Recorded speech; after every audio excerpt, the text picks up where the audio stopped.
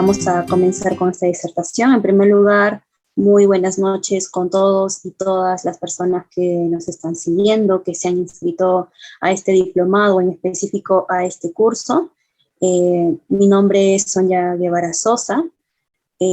Actualmente soy candidata al Máster en Protección Internacional de los Derechos Humanos por la Universidad de Alcalá de Henares, España, y asimismo estoy realizando prácticas profesionales también dentro del Departamento de Derecho Internacional Público desde la misma casa de estudios. Bien, el día de hoy vamos a tocar el tema en específico de derechos civiles y políticos en el marco del Diplomado Multidisciplinario de Derechos Humanos. Quisiera agradecer a UDIAPOLIS por la cordial consideración, la cordial invitación para poder aportar dentro de este evento académico. Si bien es cierto, tocar derechos civiles y políticos es un poco cuantioso quizás hacerlo en una sola sesión, vamos a tratar de ser bastante didácticos, bastante precisos, para que al menos en cuanto a las cuestiones más fundamentales podamos tener algunas nociones. De todas maneras, dentro de las filminas que seguramente les harán llegar, estoy haciendo mención de algunos casos que lo pueden buscar sin ningún problema para una mayor amplitud, y asimismo dejando links para que también puedan leerlos. Si bien es cierto, vamos a ver algunos derechos como a continuación, y seguramente dentro del sumario lo han podido ver: derecho a la vida, debido proceso, trata de personas, etcétera, tal como se menciona dentro del diplomado. Este curso va a ser estrictamente desde el punto de vista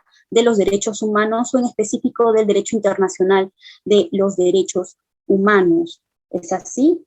Es decir, que si es que vamos a hablar, por ejemplo, de trata de personas, de esclavitud, o incluso de libertad de expresión, que es algo bastante amplio de tocar, incluso con los últimos acontecimientos que han estado ocurriendo dentro del Perú, vamos a tocarlo de forma, como acabo de mencionar, desde el punto de vista de los derechos humanos, acotando también al sistema universal de los derechos humanos.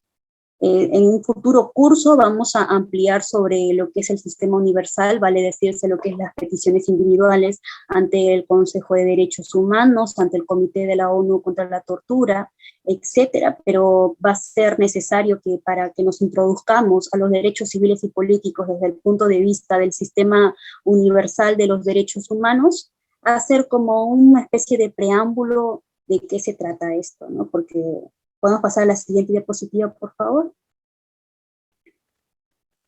Justamente vamos a acotar y vamos a referirnos en esta disertación al Pacto Internacional de los Derechos Civiles y Políticos, que si bien es cierto, dentro del sumario se nos hace una serie de preguntas, no está como tal. Justamente el sistema universal, a la luz del Pacto Internacional de Derechos Civiles y Políticos o otros tratados que sean jus cogens, se encarga de interpretar estos derechos, de dar recomendaciones, de dar informes a través de grupos de expertos, de relatores especiales, y es así que vamos a ir ampliando el alcance de estos derechos en específico.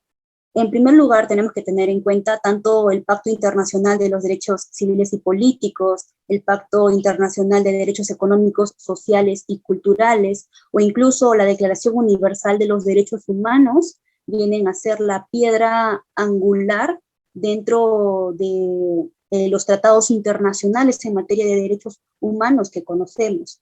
Sin embargo, para hacer una especie de preámbulo y ya insertándonos dentro del sistema universal, o incluso del derecho de tratados, de manera bastante somera en realidad, y de responsabilidad internacional por hechos internacionalmente ilícitos, tenemos que tener en cuenta que, tal como pueden ver en las filminas, el Pacto Internacional de Derechos Civiles y Políticos fue adoptado por la Asamblea General de la ONU mediante resolución 2200 del 16 de diciembre de 1966. Sin embargo, entró en vigor el 23 de marzo de 1976 y ha sido ratificado por 167 estados. Es decir, tiene mayores ratificaciones que el Pacto Internacional de Derechos Económicos, Sociales y Culturales, ¿Qué quiere decir? Que, por ejemplo, en el 16 de diciembre de 1966 se da este cuerpo normativo ya como jus cogens, es decir, como un tratado internacional de por sí, pero posteriormente eh, a la firma de estos, bueno, de la emisión de este cuerpo normativo internacional es que recién entra en vigor desde después de 10 años, ¿no? Eso hay que tenerlo en cuenta, antes no. Es un instrumento tal como lo acabo de mencionar, jus cogens, a diferencia de la Declaración Universal de los Derechos Humanos, pero teniendo esta como base. Claro que sí, la Declaración Universal de los Derechos Humanos es la piedra angular por excelencia. Si bien es cierto, es una declaración, no tiene una fuerza normativa o vinculante como tal, porque no se trata de un tratado internacional ni nada por el estilo, es una mera declaración.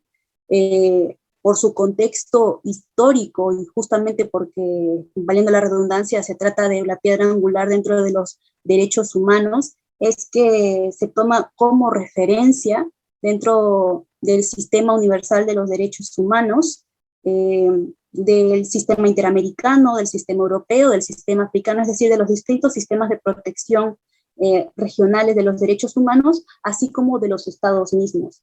No es extraño de ver que aunque no sea jurídicamente vinculante, porque no tiene ninguna fuerza normativa, en distintas sentencias, en distintos escritos o en disposiciones fiscales, los, los operadores de justicias hagan alusión a la Declaración Universal de Derechos Humanos, ¿no? Justamente por este fundamento. Sin embargo, el Pacto Internacional de Derechos Civiles y Políticos, al ser un tratado como tal, sí tiene esa fuerza vinculante. ¿Qué quiere decir? Que el Estado, por ejemplo, en este caso el Estado peruano, ha tenido que firmar un tratado internacional o adherirse a él y finalmente ratificarlo para que dentro de su ordenamiento jurídico interno pueda adoptarlo.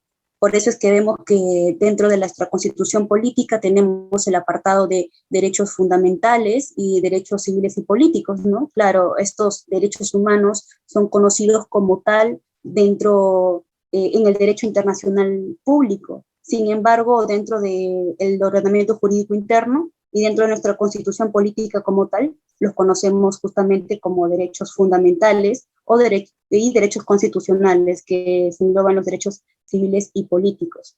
Y no solamente tienen que adoptarlo dentro de su ordenamiento jurídico interno, es decir, que esté en la Constitución, que esté en los diferentes códigos, que esté en leyes específicas, etcétera, sino de que también se tienen que hacer todos los esfuerzos necesarios para que estos derechos sean respetados y garantizados dentro de la jurisdicción interna de los países que lo han ratificado.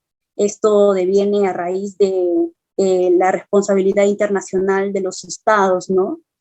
Puesto de que si es que estos derechos que se han ratificado a la luz, en este caso, del Pacto Internacional de Derechos Civiles y Políticos y de sus protocolos adicionales que mencionaremos más adelante y que es bastante importante que también se ratifiquen para las peticiones individuales, si imaginemos que no se garantizan de manera efectiva, ya se han agotado todas las instancias, incluso se ha acudido hasta el Tribunal Constitucional y no hay una salvaguarda efectiva del derecho. Entonces, en este caso concreto que estamos estudiando, se podrá acudir al sistema universal si es que se trata del pacto, de uno de los derechos que engloba el Pacto Internacional de los Derechos Civiles y Políticos, y se le podrá declarar al Estado peruano responsable internacionalmente justamente por la vulneración de estos derechos, ¿no? Y aquí quiero abrir un paréntesis, de repente en la siguiente sesión lo vamos a ampliar un poco más, pero si bien es cierto, por ejemplo, que el Consejo de Derechos Humanos no emite una jurisprudencia como tal, sino un dictamen, es también obligatorio para el Estado cumplir con todas estas medidas, con estas reparaciones que ordena, y vamos a ver casos más adelante. Incluso Perú tiene casos donde, por ejemplo, se pidió disculpas públicas a una joven que había abortado, me parece que en el 2018, de un caso que se llevó ante el ante la CEDAW, disculpen. Perú tuvo que pedir disculpas públicas como parte de las reparaciones. No estamos hablando de una sentencia que justo su naturaleza jurídica es que sea ius cogens o jurídicamente vinculante. Sin embargo, porque para la luz del derecho de los tratados, el Estado peruano como soberano ha decidido obligarse al Pacto Internacional de Derechos Civiles y Políticos, a sus protocolos facultativos y reconocer la competencia de los comités. Eso para dejar en claro y cerrar un paréntesis, ¿no? Obviamente que por eso viene a ser también jurídicamente vinculante. Y por favor, si es que de repente hay alguna duda, porque quizás estamos avanzando un poco más allá en lo que es sistema universal, queda de repente alguna incertidumbre, podrían escribirlo en el chat o dejar hasta el final para poder pasar a la ronda de preguntas sin ningún problema. Pueden ir anotando las dudas. Bueno, los derechos reconocidos están consagrados en nuestra Constitución, esto ya lo hemos mencionado, y cuenta con 2 protocolos adicionales. El primer protocolo facultativo del Pacto Internacional de Derechos Civiles y Políticos, que se refiere a las peticiones individuales ante el sistema universal, que viene a ser un mecanismo convencional, justamente lo que les hemos mencionado anteriormente, ¿no? De que el individuo puede acudir ante el Consejo de Derechos Humanos, en este caso en particular, porque es competencia del Consejo de Derechos Humanos, los derechos económicos, los derechos civiles y políticos, disculpen, puede acudir al sistema universal sin ningún problema, ¿no? Una vez que se hayan cumplido los requisitos que se indican. Y es un mecanismo convencional justamente porque deriva de una convención específica que es el presente pacto. Hay mecanismos también extraconvencionales, pero a lo largo de la disertación vamos a ir mencionándolos porque también vamos a hacer referencia a ellos y también vamos a hacer referencia a un caso para que más o menos de manera concreta se pueda ver cuál es el procedimiento, y a pesar de que no se trata de un sistema judicial como tal, porque el Consejo de Derechos Humanos no es la Corte Interamericana de Derechos Humanos o el Tribunal Europeo, sí lleva como un sistema cuasi judicial, ¿no? Donde se le da traslado a las partes para que presenten sus argumentos, sus pruebas, etcétera, y finalmente se tome una decisión. Y bueno, el segundo protocolo facultativo del pacto, que viene a ser la abolición de la pena de muerte, a la cual nos vamos a referir también a lo largo de la disertación, porque justamente viene a ser uno de los derechos que vamos a profundizar el día de hoy, que es el derecho a la vida. Tal como he mencionado, ahí he dejado algunos links para que puedan ingresar y que puedan ampliar de repente un poco más en lo que yo puedo estar diciendo el día de hoy, justamente por cuestiones de tiempo. La segunda Filmina, por favor. Bueno, la siguiente Filmina. Antes de entrar a los derechos de manera específica, tenemos que tener en cuenta que el pacto es bastante amplio. No en todas las cuestiones va a incluir lo que son los derechos que vamos a ver como tal. Hay otros derechos que están incluidos, evidentemente, como en el artículo 1, el derecho a la libre determinación de los pueblos, de 2 al 5 respecto a la garantía de los estados de la no exclusión del presente pacto, etcétera, etcétera. Del 6 al 27, protección por motivos de sexo, religiosos, raciales, otras formas de discriminación, que sí vamos a ver justamente el día de hoy, de los artículos del 28 al 45, comité, elección, funcionamiento y derechos de los estados parte, artículo 46 al 47, alcance jurídico del pacto con respecto a los demás tratados internacionales. Recuerden de que los derechos, bueno, a la luz del derecho internacional, no específicamente del universal, sino también del interamericano, del europeo, etcétera, es que los derechos no se tienen que interpretar de manera restrictiva, ¿no? Y si es que para la interpretación de algún derecho dentro del Consejo de Derechos Humanos, dentro de la Corte Interamericana, etcétera, puede hacerse valer de algún tratado que pertenezca a otro sistema, pro homine, claro, puede hacerlo sin ningún problema. No se tiene que interpretar de manera restrictiva y también de manera evolutiva, porque recordemos que los derechos son progresivos. Cada vez van apareciendo situaciones a lo largo del tiempo que evidentemente nos hacen eh, darle un reconocimiento para garantizar y proteger derechos específicos, ¿no? Respecto a los derechos que ya tenemos ahí consagrados, como por ejemplo la no discriminación, que también vamos a ver más adelante. Y respecto al 48-53 regula ratificación, entrada en vigor y modificación del pacto. Podemos continuar, por favor. Ahora bien, si bien es cierto, y aquí me voy a permitir leer en específico el sumario que evidentemente está dentro del diplomado, ahí lo he dividido de una manera quizás un poco más que nos puede ayudar a hacer un poco más dinámica este curso, esta disertación, porque dentro del sumario se nos hace una serie de preguntas, ¿no? Por ejemplo,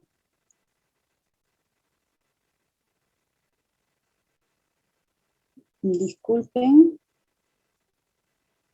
por ejemplo, ¿qué es el derecho a la el derecho a la libre personalidad, el derecho a la vida, qué es discriminar y cómo afecta a la igualdad, qué se entiende por discriminación étnico-racial, qué se entiende por la igualdad entre hombres y mujeres, que cuando estamos frente a una detención ilegal, en qué consiste la esclavitud, que es la que trata de personas, qué es el derecho al debido proceso, en qué consiste la libertad de expresión y finalmente qué consiste la libertad de información.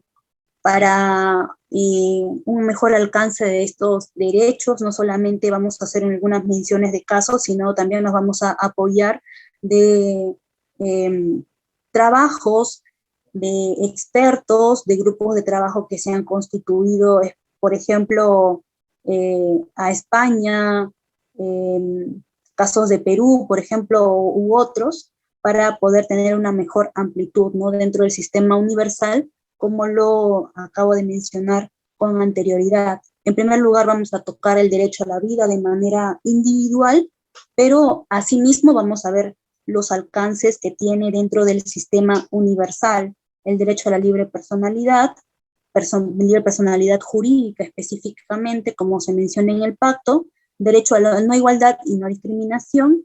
Dentro de esto vamos a ver lo que es la discriminación étnico-racial y la igualdad entre hombres y mujeres, ¿no? Porque no solamente la igualdad entre hombres y mujeres se va a limitar a, por ejemplo, igualdad de oportunidades, etcétera, sino que va más allá, ¿no? Y hay grupos de expertos que justamente han hecho un estudio sobre ello. Derecho a la libertad, aquí sí vamos a hablar un poco más de distintos derechos, como de distintas situaciones, por ejemplo, como son la esclavitud, trata de personas, la libertad de expresión, la libertad de información y finalmente, bueno, de detención ilegal, que podemos englobarlo también dentro del debido proceso.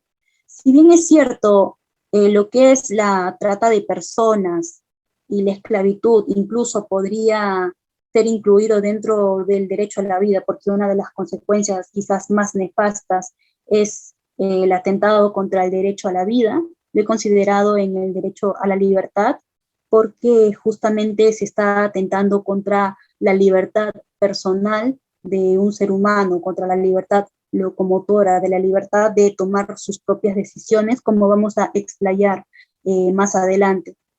Y bueno, debido proceso. Si bien sí es cierto, el debido proceso no está consignado como tal dentro del pacto, sí nos hace referencia a garantías judiciales, tan igual como la Convención Americana de Derechos Humanos. Eh, Existen las garantías judiciales dentro del artículo 8, ¿no? Sin embargo, sabemos que las garantías judiciales están inmersas dentro de lo que es el debido proceso. El debido proceso lo conocemos dentro de nuestro ordenamiento jurídico peruano, pero eso no quiere decir de que no podamos adaptarlo a lo que nos dice el pacto nos dice la Declaración Universal, porque también hace referencia a lo que es el debido proceso, o, bueno, aunque no es el caso, la Convención Americana de Derechos Humanos, porque justamente recordemos que estos derechos están reconocidos dentro de nuestro ordenamiento jurídico interno y garantizados a la luz del derecho de tratados y lo que deviene posteriormente, si es que no están garantizados, ¿no? La responsabilidad internacional por hechos internacionalmente ilícitos. Y ahora bien, algo que también sería bueno dejar en claro antes de comenzar es que, si bien es cierto, vamos a tocar lo que es desde el punto de vista del sistema universal de los derechos humanos, esto puede ser bastante útil no solamente para las personas que en algún futuro tengan planeado desempeñarse dentro de lo que es los derechos humanos de manera específica, sino también a quienes van a ser operadores de justicia, abogados, pueden argumentarlo dentro de sus escritos, dentro de sus argumentos de defensa sin ningún problema, porque recuerden de que uno de los retos que se presenta dentro del país justamente es el control de convencionalidad, ¿no? Y el control de convencionalidad no se limita justamente a lo que son los tratados internacionales de manera específica, sino también los distintos estudios de expertos, informes de grupos de trabajo, etcétera, ¿no? Que pueden ser aplicados. Una verbigracia es justamente, por ejemplo, en fiscalías de derechos humanos o juzgados que ven netamente cuestiones de derechos humanos, pueden hacer alusión a estos tratados, a estos informes de relatores especiales sin ningún problema. Bueno, continuar, por favor.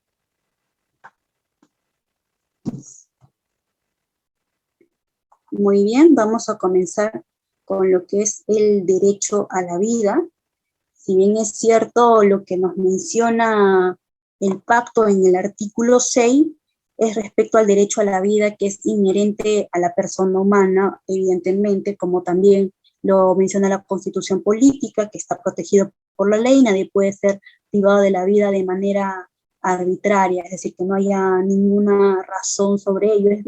Y es así exista de repente alguna resolución judicial que condene lo que es debido por haber cometido un delito, se condena a esta persona a la pena de muerte, esto ya dentro del sistema universal está prohibido.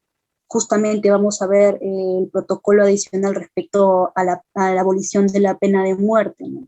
Nadie puede ser privado de manera arbitraria, no solamente por parte del Estado, es decir, por parte del detentador de poder, por parte de los representantes del Estado que vienen a ser militares, policías, etcétera, ¿no? Sino también por parte de otra persona civil. Justamente dentro de nuestro Código Penal peruano y dentro de otros códigos penales también lo tenemos como delito, ¿no? Justamente para garantizar el derecho a la vida y que en caso exista un menoscabo al derecho a la vida, existan todos los mecanismos necesarios para que las víctimas, tanto indirectas en este caso, que vendrían a ser los familiares, puedan obtener justicia, ¿no? Una resolución justa en base a cuestiones prácticas y jurídicas. En países que no se haya abolido la pena capital, solo podrá imponerse la pena de muerte en los delitos más graves.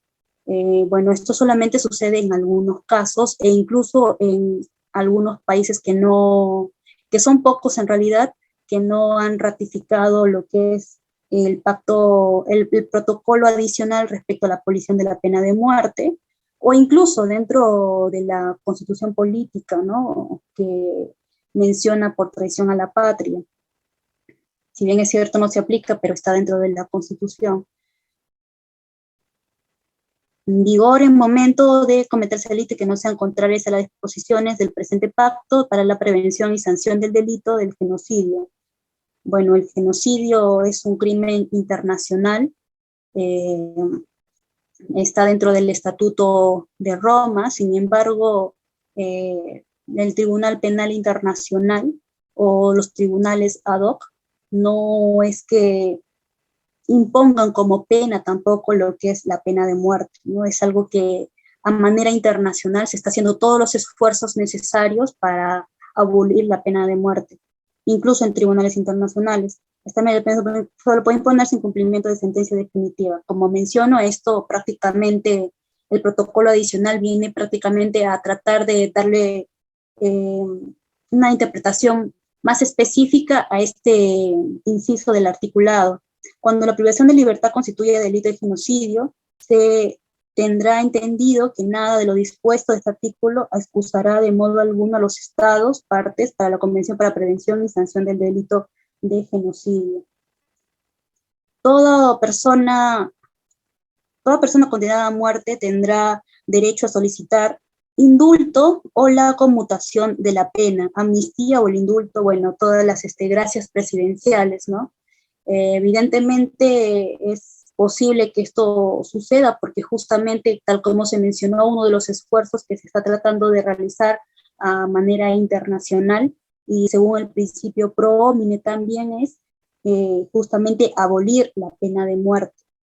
Y bueno, el derecho a la vida, tal como lo acabamos de ver, incluso en todo en este articulado, se está tratando de enfocar desde el punto de vista que se tiene que respetar la vida, que no se te puede privar de la vida de manera arbitraria, y si es que existe una privación al derecho a la vida, tiene que ser debidamente motivado mediante una sentencia, ¿no? A pesar de que más adelante vamos a ver de que el protocolo adicional va a decir, va a dar como que una limitación, ¿no? Va a tratar de decir lo contrario, porque dentro de varias jurisdicciones se da lo que es la pena de muerte, ¿no? El caso de los Estados Unidos. Y justamente el derecho a la vida y la pena de muerte como pena máxima dentro de la comisión de un delito también tiene una estricta conexión con el debido proceso, porque recordemos de que si es que se da lo que es, o se ejecuta lo que es esta pena capital, no existe una especie de retroceso, por así decirlo, ¿no? Una especie de regresión, porque ya se cometió, la vida de esta persona ya está consumada. Justamente eso es lo que se busca hacer, pero no solamente el derecho a la vida según el pacto se va a limitar justamente a eso. Vamos a ver más adelante que incluso el derecho a la vida es interpretado por un grupo de expertos justamente en opiniones diferentes que se va a referir incluso al aborto, entre otras cuestiones que vamos a ver. Siguiente, Filmina, por favor.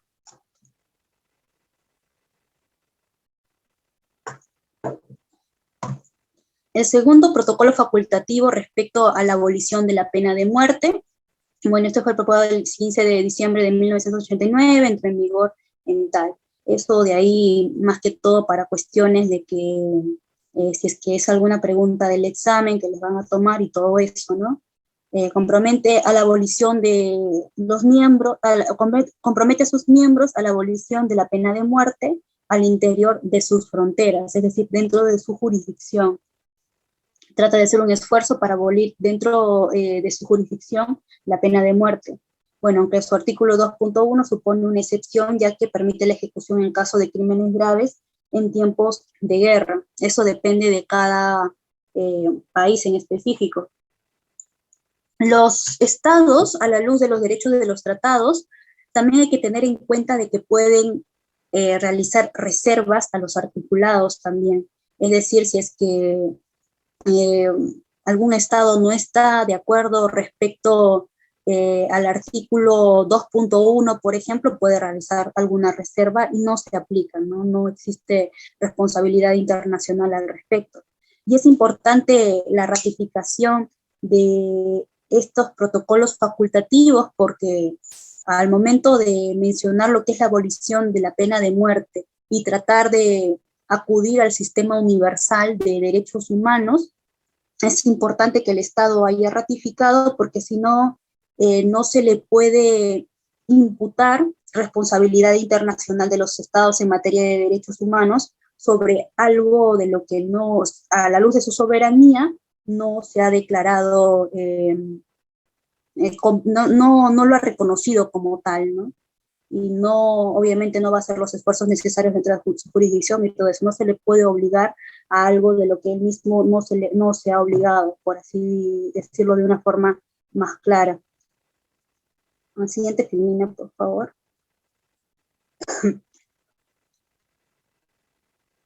Y justamente aquí tenemos lo que les mencionaba anteriormente, la observación general 36 al artículo 6, que viene a ser el derecho a la vida, que hablamos anteriormente, por el Comité de Derechos Humanos del 3 de septiembre del 2019. Ahí está el link donde lo pueden encontrar. Y justamente está lo que les había mencionado, que no se puede interpretar la protección del derecho a la vida de manera restrictiva, ¿no? Y ni se puede privar de manera arbitraria a las personas de su vida. Y que así se esté en cuestiones de estado de emergencia o estado de sitio, o como se reconozca dentro de las jurisdicciones de los distintos países, no se permite suspensión alguna. Hay derechos que se pueden suspender, claro que sí, como lo que es la libertad locomotora. Lo hemos visto en la pandemia por COVID-19, pero evidentemente el derecho a la vida no puede suspenderse de ninguna manera, ¿no? Ni en situaciones de conflicto armado, ni nada por el estilo. No es algo que, no es como que una justificante que se esté en un estado de emergencia, en un conflicto armado, ni nada de eso, porque incluso recordemos que inclusive en tiempos de conflictos armados tenemos los convenios de Ginebra de 1969, que inclusive atribuyen responsabilidad internacional a quienes hayan cometido delitos, crímenes de guerra, como son, por ejemplo, genocidio, ataques contra soldados caídos, etcétera, y justamente por el tema de salvaguardar el derecho a la vida en tiempos de conflictos armados, ¿no? Es lo que se busca, tal como acabo de mencionar y he mencionado anteriormente. Es un objetivo universal a raíz de la Segunda Guerra Mundial de manera específica, porque recordemos que el sistema universal de los derechos humanos, es decir, el sistema de la ONU para la protección de los derechos humanos, deviene de la Carta de San Francisco, que se da con posterioridad a la Segunda Guerra Mundial, teniendo como objetivo la paz y seguridad, la paz y seguridad internacional, la paz tanto positiva como negativa, según Elizabeth Salmón en su libro de Introducción al Derecho Internacional Público, donde se menciona que la paz negativa viene a ser obviamente que la ausencia de guerra, y la paz positiva los esfuerzos necesarios para la promoción y garantía de los derechos humanos. Justamente, ¿no? Aunque los estados puedan adoptar medidas para la regulación de la interrupción voluntaria del embarazo, estas no se deben traducir en violación al derecho a la vida de la mujer o niña embarazada, ni demás derecho que le reconocen en el pacto. Si bien es cierto, no tenemos un tratado internacional específico respecto a las regulaciones del aborto, vamos a ver que ya se están haciendo esfuerzos necesarios para, bueno, aquí no vamos a emitir una opinión ni a favor ni en contra, porque justamente este foro no es un debate para hablar sobre eso, pero a lo que me quiero referir es lo siguiente, y justamente al principio hablaba de que las solicitudes individuales son mecanismos convencionales porque derivan de una convención específicamente, y las observaciones generales ya vienen a ser mecanismos extraconvencionales. ¿Qué quiere decir esto? De que un grupo de expertos se constituye, evalúa la interpretación específica del artículo, en este caso 6, del derecho a la vida, para realizar alguna observación. Y si bien es cierto, esto no es jurídicamente vinculante, sí nos abre un camino para que, ya sea en el lapso de 10 años, de 15 años o el tiempo que tenga que tardar, se pueda realizar un tratado internacional, obviamente aprobado por Asamblea General, y que tiene que ser firmado y ratificado por los estados partes, para que dentro de su soberanía puedan adoptar estos estos derechos y que puedan garantizarlos dentro de sus sistemas judiciales que tienen. Y bueno, pues las observaciones generales tienen justamente esta naturaleza de soft law, pero con miras a ser en algún momento hard law, es decir, ius cogens, jurídicamente vinculantes. Justamente nos habla del embarazo, ¿no? Esta nos debe traducir como violación de los derechos de la vida de la mujer o de la niña embarazada. ¿Qué quiere decir, no? Según esta observación, obviamente, la interrupción voluntaria del embarazo no quiere decir de que a la madre o a la niña se le va a ser responsable, es decir, se le va a juzgar ya por vulnerar o por haber realizado el aborto, ¿no? No se le va a juzgar por violación al derecho a la vida, o que los estados tienen que hacer todos los esfuerzos necesarios, ¿no? Por tanto, las restricciones a la capacidad de las mujeres o las niñas de recurrir al aborto no deben, en otras cosas, poner en peligro su vida ni someterlas a dolores o sufrimientos mentales que se violen en el artículo 7. Justamente lo que les mencionaba anteriormente, el Perú tiene un caso ante la CEDAW, donde ahora el caso de manera específica no lo recuerdo, pero Perú incluso tuvo que pedir disculpas públicas a través del Ministerio de Justicia y Derechos Humanos, porque justamente era una adolescente en su entonces que abortó, ¿no? Que abortó y justamente se le estaba obligando a no realizar el aborto, porque el feto estaba mal y comprometía la vida tanto de esta mujer como obviamente también del feto. Tuvo el Estado peruano que pedir disculpas públicas al respecto, porque obviamente si es que se vulnera la vida ya de la niña, de la madre, de la mujer, también estamos hablando de que el Estado tiene que hacer una salvaguarda para el derecho a la integridad de esta persona, ¿no? Es una ponderación de derechos que se tiene que evaluar. Los estados, al tiempo que reconocen la importancia cardinal, y esto es bastante importante porque vemos que en temas de salud mental incluso no hay mucha legislación. Hay estudios, claro que sí, pero legislación no tanta. Eh, o para que exista una legislación específica tenemos que interpretarlo no de manera restrictiva. Aquí en la observación general del grupo de expertos, incluso anteriormente a la pandemia, hace alusión a tomar medidas adecuadas para evitar eh, lo que es el suicidio, ¿no? Por ejemplo, claro que sí, el suicidio, a pesar de que lo comete uno mismo, la misma persona, el Estado tiene que tomar todos los esfuerzos para evitar el índice o la tasa de suicidio dentro de su jurisdicción, eh, dando charlas, dando apoyo, o incluso poniendo a la disposición de personas que presentan estas características eh, en algún momento cometer algún suicidio, poner a su disposición terapeutas, líneas de apoyo, etcétera. Es algo que incluso dentro del derecho a la salud no se tiene 100% desarrollado. Dentro de la pandemia sí es cierto que se le tomó la importancia, pero aún estamos de una manera no muy avanzada como la garantía en el derecho a la salud física, ¿no? Para evitar el suicidio especial entre se encuentren en situaciones particularmente vulnerables, ¿no? Que se trata de adolescentes, de niños, etcétera. En el caso de los adolescentes, por ejemplo, también la prevención del bullying, porque también conocemos que el bullying muchas veces lleva a tasas muy altas del suicidio y es deber de los estados también no solamente el garantizar el derecho a la vida, que una persona no mate a otra, sino también de crear un entorno agradable para sus civiles, ¿no? Especialmente si es que se tratan de niños y adolescentes. Es un deber estatal. Podemos ir a la siguiente filmina, por favor. El derecho a la libre personalidad. Y aquí vamos a quizás no explayarnos demasiado porque en sí, bueno, la interpretación al derecho a la libre personalidad no está como que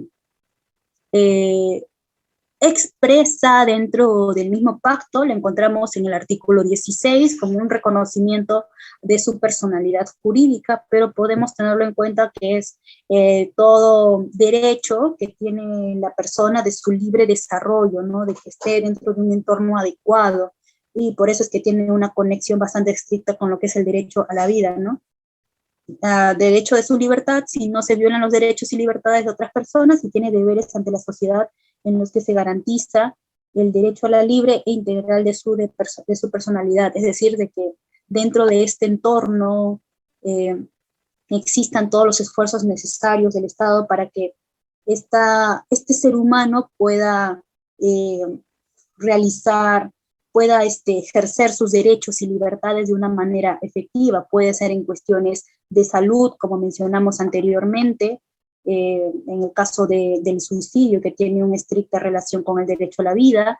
Puede ser en cuestiones medioambientales también, ¿no? Si es que existe altos índices de contaminación, evidentemente se está infringiendo también el libre desarrollo de la personalidad, porque no es un entorno adecuado, etcétera. Bueno, ahí en la observación general 36, el artículo 6 del derecho a la vida, justamente que hemos visto anteriormente, en el número 8, en el apartado número 8, se habla justamente de la desaparición forzada y se hace alusión a la libre personalidad, ¿no? El derecho a la libre personalidad. Podemos ir al siguiente, por favor. Disculpen que esté avanzando demasiado rápido, es que tenemos en realidad muchos temas que abordar. Tenemos el derecho a la igualdad y no discriminación, específicamente en el artículo 26 del Pacto Internacional de Derechos Civiles y Políticos. Todas las personas son iguales ante la ley y tienen derecho sin discriminación, a igual protección. A este aspecto se le prohibirá toda discriminación y garantizará a todas las personas protección igual, etcétera, no sea de cualquier origen, no tiene que haber discriminación por motivos ya sea de raza, color, sexo, idioma, etcétera, ¿no? Tal como está en nuestra Constitución política, en nuestra Carta Magna peruana. Sobre discriminación racial, que justamente vamos a aludir, hacer alusión en estos momentos, pueden revisar el caso Rosalind Williams Ledcraft. Bueno, al finalizar voy a tratar de leer las preguntas para responderlas, pero pueden escribirlas sin ningún problema. Justamente quiero ir de corrido para no perder la hilación y tratar de avanzar un poco más. El caso Rosalind Williams Ledcraft sobre discriminación racial ante el Consejo de Derechos Humanos, que les recomiendo que revisen. Y justamente otro articulado que se hace dentro del Pacto Internacional de Derechos Civiles y Políticos viene a ser en el artículo 20, que se hace prácticamente una no apología a la discriminación étnico-racial. Esto más específico no solamente a los migrantes, sino también a los refugiados, a las personas afrodescendientes, a las comunidades indígenas, incluso a las comunidades campesinas, etcétera, ¿no? No tiene que hacerse apología a la discriminación racial, porque, bueno, pues estaría penado a la luz del Pacto Internacional de Derechos Civiles y Políticos, ¿no? Y se puede hacer una petición sin ningún problema. Por ejemplo, ahí nos dice, toda propaganda en favor de la guerra estará prohibida por ley, y bueno, sobre toda forma de odio nacional, racial o religioso que constituya incitación a la discriminación. Y finalmente en el artículo 3, bueno, están obligados, justamente una de las preguntas que se nos formularon y que vamos a tratar de responder el día de hoy, es la igualdad entre varones y entre mujeres. En primer lugar, el derecho a la igualdad es fundamental dentro de todo Estado de Derecho, no solamente dentro de la jurisdicción interna, sino dentro del derecho internacional. A la luz del derecho internacional, los sujetos del derecho internacional público por excelencia son los estados. Y aunque en este momento no vamos a hablar de personas o de sujetos como, bueno, son el ser humano de por sí, solamente les quiero poner un ejemplo del derecho a la igualdad desde el punto de vista de los estados. en Asamblea General, por ejemplo, todos los países tienen derecho a voz y voto. Así se trate de una potencia como Estados Unidos y Rusia frente a países que no son potencia, como en el caso de Perú, en el caso de Colombia, eh, Zambia, entre otros países, todos tienen igual derecho, igual voz y voto dentro del Consejo, dentro de la Asamblea General. ¿No? A eso se refiere lo que es en principio el derecho a la igualdad, que todos tengan las mismas condiciones. Ahora plasmado dentro de la sociedad civil, dentro de los seres humanos, justamente lo que se busca es eso, ¿no? De que todas las personas estén en igual condición, ya sea para interponer algún recurso eh, ante los juzgados, para que se les garantice sus derechos. Es cierto que en la realidad vemos que eso no se da a cabalidad, porque muchas veces la gente que vive dentro de la capital o dentro de las ciudades tienen mayores oportunidades que personas que viven en ciudades remotas, ¿no? En pueblos remotos. Muchas veces el Estado no les da el igual acceso a oportunidades, a servicios básicos como lo que son luz, agua, etcétera, o incluso no tienen igualdad en oportunidades laborales, ¿no? Justamente eso vamos a ver, ¿no? La igualdad entre hombre y entre mujer. Y justamente también lo que se busca es la igualdad entre el hombre y la mujer, no solamente en cuanto a igualdad de oportunidades. ¿Qué quiere decir? Por ejemplo, hay leyes de paridad, ¿no? De que yo, lamentablemente, aunque es una forma de garantizar el derecho a la igualdad, no es algo que nos da un buen sabor de boca, porque eh, como sucede en el caso de las personas, o sucedió en el caso de las personas afrodescendientes en los Estados Unidos, se tienen que crear leyes específicas de cuotas o de paridad para que se dé igualdad de oportunidades, ¿no? Por ejemplo, a las mujeres dentro del Congreso, eh, acceso de un trabajo, etcétera, ¿no? No solamente nos vamos a limitar a la igualdad de oportunidades en el sector laboral, en el sector político, en el sector social, sino de que, según las opiniones de expertos, vamos a ver que eso va incluso más allá. Bueno, podemos continuar la siguiente, Filmina, por favor. Continuamos y luego retrocedemos porque falta hablar sobre lo que es cuestiones raciales. Bueno, justamente está la observación general número 28, el artículo 3, referido a la igualdad entre hombres y mujeres, emitido por el Comité de Derechos Humanos en el año 2000. Obviamente de que en el preámbulo lo que menciona este comité de expertos es que la desigualdad tiene connotaciones históricas. Y eso lo podemos ver incluso dentro de nuestro Estado peruano, ¿no? Porque hasta cierto año no se permitía sufragar a las mujeres. Es decir, que esto corresponde y responde a connotaciones históricas.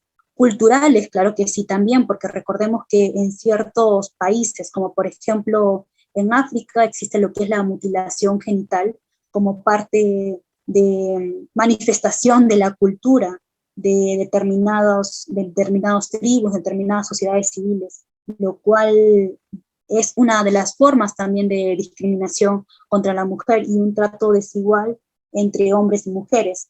En este contexto, tal como podemos ver, no lo estamos viendo desde el punto de vista solamente de nuestro contexto, que es el Estado peruano, sino a nivel internacional, cómo se da, ¿no? O incluso también dentro del Perú se da por cuestiones culturales, ¿no? El matrimonio a temprana edad de las niñas, que también ponen una situación de desigualdad entre hombres y mujeres, ¿no? O sea, la cultura no viene a ser un justificante, aunque, bueno, desde el punto de vista, por ejemplo, del derecho penal se alude bastante a lo que es la cultura, ¿no? Pero desde el punto de vista de los derechos humanos y el derecho internacional, la cultura no viene a ser un justificante, para no garantizar la igualdad entre hombres y entre mujeres. El Estado tiene que poner todos sus esfuerzos justamente para acabar con esas brechas, o incluso las actividades religiosas, ¿no? Que,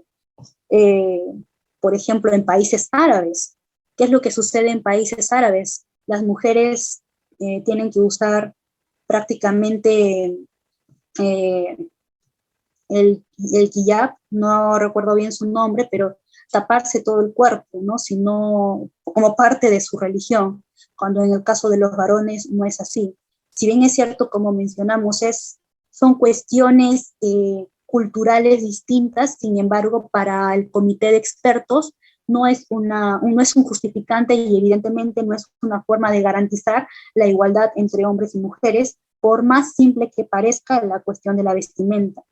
Evidentemente que no, la religión tampoco sería un justificante. Protección de la mujer en estados de sitio o de emergencia, en conflictos armados. Y de los conflictos armados también es bastante interesante. Si bien es cierto, en tiempos de conflictos armados, a la luz de los convenios de Ginebra, tanto varones como mujeres, es decir, el ser humano de por sí tiene que ser protegido en el caso de desplazamientos forzados por conflictos internos o internacionales. El Estado tiene que hacer todos los esfuerzos para garantizar un desplazamiento digno.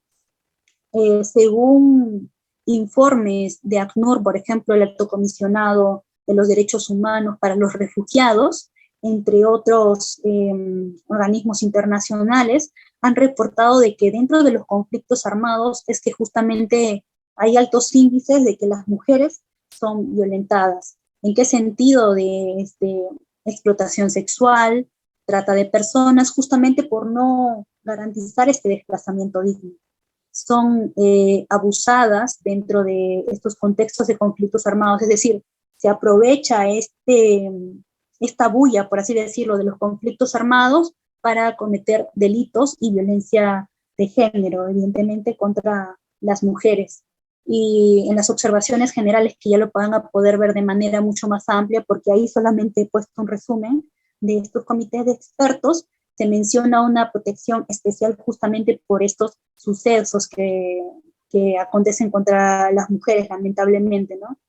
Ojo, aquí también quiero acotar, no es que tiene que haber mayor protección de una mujer sobre un varón, tampoco estamos diciendo eso, sino de que frente a las situaciones de vulnerabilidad y estas situaciones especiales donde lamentablemente la mujer es, valiendo la redundancia, más vulnerable a ser víctima de estas situaciones como trata de personas, diferentes situaciones de violencia de género, etcétera, etcétera.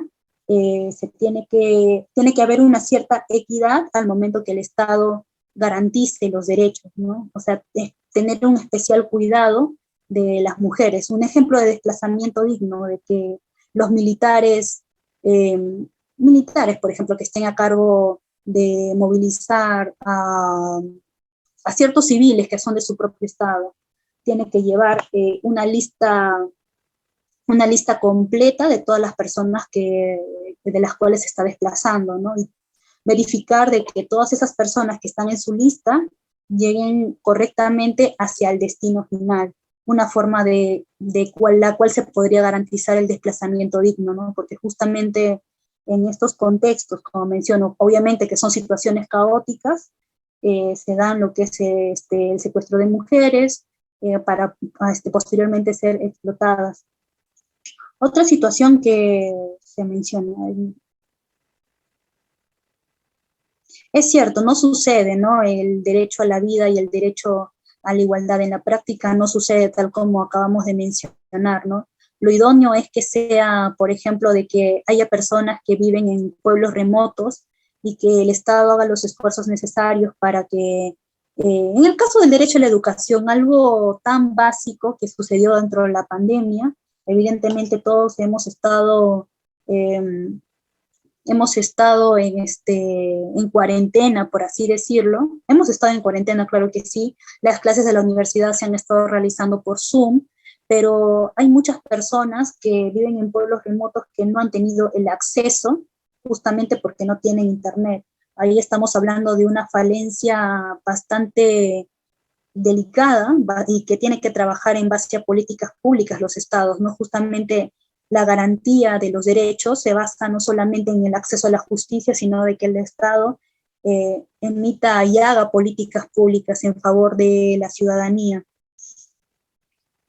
Bueno, los estados tienen que informar respecto a las personas privadas de libertad, también se menciona. Por ejemplo, dentro de los penales también se tiene que realizar un cuidado especial hacia las mujeres. En el caso de las violaciones sexuales, sabemos también de que los varones en penales también son víctimas de violaciones sexuales.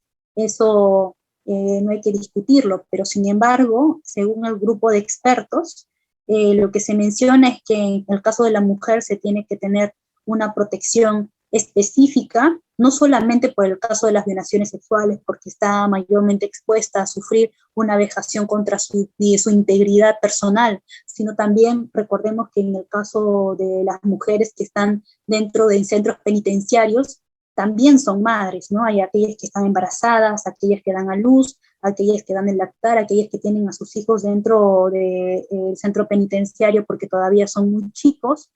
Es así que el Estado, justamente por esta igualdad que tiene estrecha relación con equidad, tiene que hacer todos los esfuerzos necesarios para garantizar los derechos de estas mujeres, justamente en cuestiones de maternidad, y garantizar todos los derechos que vienen de la maternidad, de los derechos sexuales y reproductivos, etc.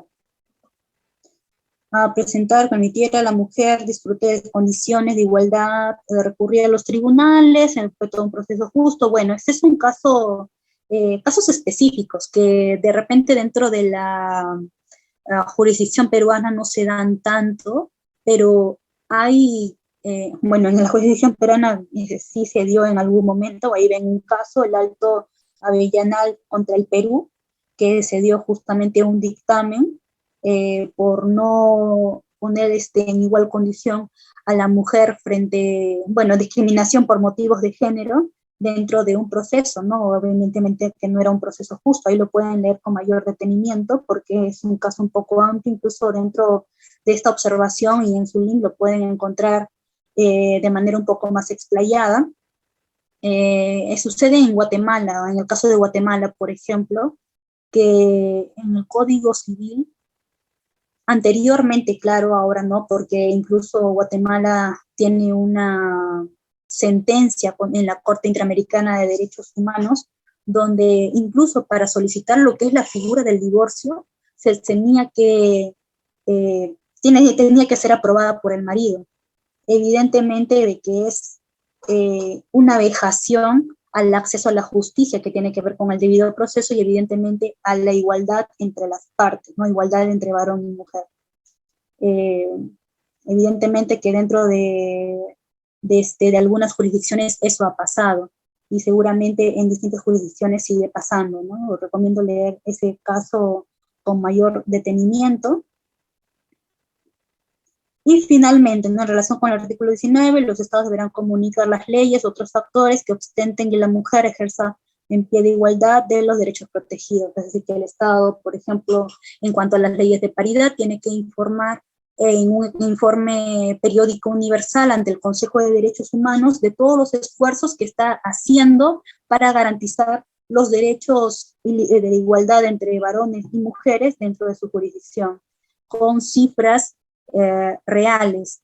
Lo que sucede en los exámenes periódicos universales es que no solamente los estados presentan, valiendo la redundancia, sus informes sobre situaciones específicas, en este caso igualdad de género, sino, bueno, igualdad entre hombres y mujeres, sino también se le da voz a la sociedad civil mediante ONGs y mediante cifras oscuras, que si bien es cierto el Estado, por así decirlo, por quedar bien ante los expertos de la ONU, del Consejo de Derechos Humanos, presentan una cifra que no es muy acercada a la realidad. Las ONGs pueden presentar cifras más reales para que se pueda ver la situación específica del país y en base a eso se realicen informes, visitas in loco, se hagan misiones especiales para poder ver, para que los expertos puedan dar recomendaciones específicas al Estado en cuestión, ¿no? En este caso al Estado peruano. Y bueno, igualdad en condiciones del matrimonio.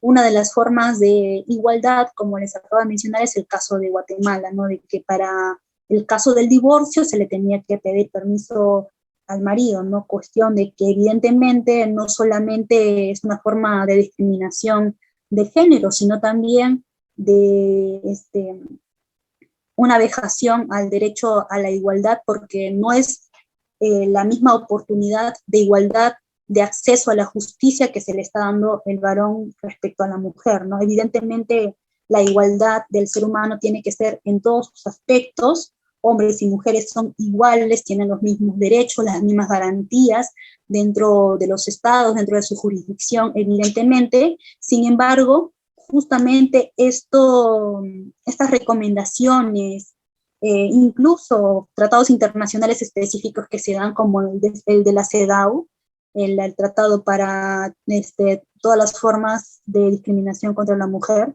contra todas las formas de discriminación de la mujer, que es Jus Cogens, justamente lo que tratan es tratar de llegar a esa igualdad, porque si no existen tratados específicos, no se llega a esa igualdad, porque si no existen cuotas dentro del Congreso, dentro de trabajos, etcétera, etcétera, no se llega a esa igualdad. Eso es lo que se pretende con la igualdad, ¿no? Dar a cada persona no solamente lo que le corresponde, sino de que lo que le corresponde para llegar a todos en la misma condición, ¿no?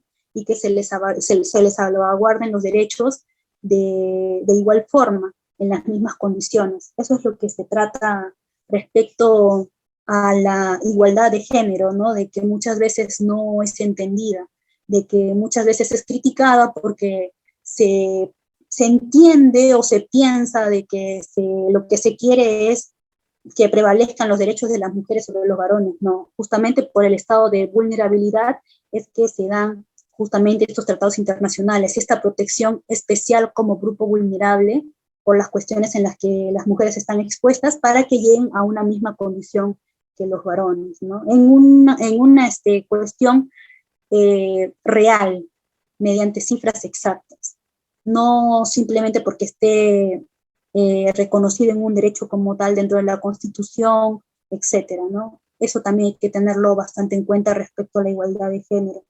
¿Podemos retroceder un poco, por favor? Justamente, sí, derecho a la igualdad y no discriminación. Bueno, el tema de lo que es la igualdad de género es un tema bastante amplio en sí, porque no solamente tiene que ver con lo que acabo de mencionar, sino una serie de factores. Lo que es el derecho de género es uno de los cursos, incluso que en la Universidad Nacional Mayor de San Marcos se dicta como curso individual, quiere decir dentro de un semestre. Hay bastantes cosas que hablar al respecto, ¿no? Sin embargo, dentro de este espacio, evidentemente no nos va a alcanzar, no sé cuánto tiempo vamos, pero vamos a tratar de acelerar un poco. Respecto a la igualdad y no discriminación, y en específico la pregunta que se hizo dentro de este diplomado es, ¿cuál es ¿qué se entiende por discriminación étnico-racial? No solamente nos vamos a limitar que sea por motivos del color de la piel, de raza, evidentemente, ¿no? Sino también estamos hablando de la discriminación hacia los migrantes y refugiados, ¿no? Sabemos de que el Perú, o incluso aquí en España, es uno de los países donde hay un alto índice de migrantes.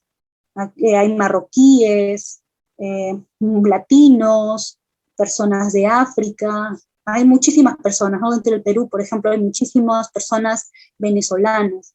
Algo bastante particular que hay que tener en cuenta respecto a la no discriminación por motivos étnico-raciales, tal como lo acabo de mencionar, no solamente es por cuestiones de que una persona sea afrodescendiente, o obviamente el color de la piel es más oscura, y se tienen que respetar todas las tradiciones de esta persona afrodescendiente, de las comunidades indígenas y campesinas también se tiene que respetar, no solamente lo que es el color de la piel, las costumbres, la cultura, y todo eso, claro, sin que se vulneren los derechos de otros, hay que acotarlo justamente por los últimos acontecimientos que han estado ocurriendo respecto a algunos periodistas, ¿no? Se ha podido ver por las noticias. No solamente limitarnos a eso, ¿no? Al color de la piel, a las costumbres y todo eso, sino a aquellas personas que por cuestiones de que dentro de sus países no pueden ser garantizados sus derechos, o hay graves y fundadas el peligro, bueno, ahora no recuerdo la palabra exacta, pero su vida está en peligro, hay violaciones sistemáticas de derechos humanos, como sucedió en el caso de Venezuela, casos de persecución y todo eso, y se acogen o vienen dentro del Estado peruano para solicitar lo que es el refugio, evidentemente que vienen a, se realiza el procedimiento respectivo para obtener lo que es la tarjeta de residencia o el permiso temporal de residencia, para que posteriormente sea ya permanente, si es que se desea obtener la nacionalidad o como desea la persona en específica, ¿no? Pero en ese momento, refugiados. Los refugiados tienen las mismas oportunidades, o incluso las personas migrantes que están por cuestiones laborales, ¿no? Las mismas oportunidades, el mismo acceso a todos los derechos, y el Estado tiene que garantizarlos por igual, tan igual como un nacional, porque evidentemente las personas refugiadas están huyendo de su país de origen para que este país le dé salvaguarda. ¿Qué quiere decir? Que no se le tiene que vulnerar o menoscabar, por ejemplo, el acceso al derecho a la salud, en caso de que se trate de una pandemia, el acceso al derecho a un trabajo, no tiene que haber el hecho de que se trate de una persona refugiada, de una persona migrante, que se trate de una persona, para ponerlo más específico, no peruana, no darle una plaza laboral, ¿no? Ese no es su motivo. Obviamente que los criterios tienen que ser otros, ¿no? Que tienen que ser porque no cumple con las calificaciones, de repente no estudió la carrera para la cual el puesto requiere, ¿no? Pero cuestiones de nacionalidad, cuestiones étnicas no tienen que ser un factor para incentivar a lo que es la discriminación, no la discriminación racial ni la discriminación étnica. ¿Podemos continuar, por favor? La siguiente. Bueno, ahí hay un caso ante la CDH por discriminación por motivos de sexo, orientación sexual.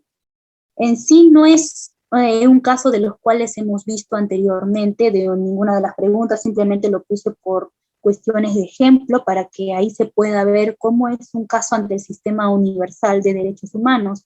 En este caso, X contra Colombia ha sido un caso de que el autor alega de que por cuestiones de orientación sexual no se le ha permitido el igual acceso a la justicia, no se le ha protegido sus garantías judiciales, etcétera, no se les ha respetado, es lo que alega la persona que está peticionando, ¿no?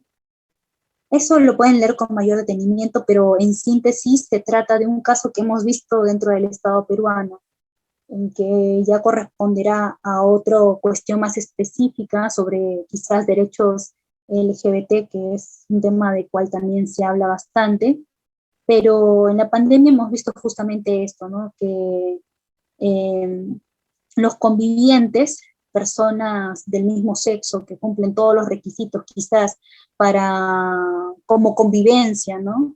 Y que a la luz del Código Civil se les dé o se les proteja, se les garantice algunos derechos, como el caso de las herencias, de las pensiones, etcétera. En el caso de X contra Colombia, a esta persona por el fallecimiento de su conviviente no se le dio ese derecho, ¿no? Podemos continuar, por favor.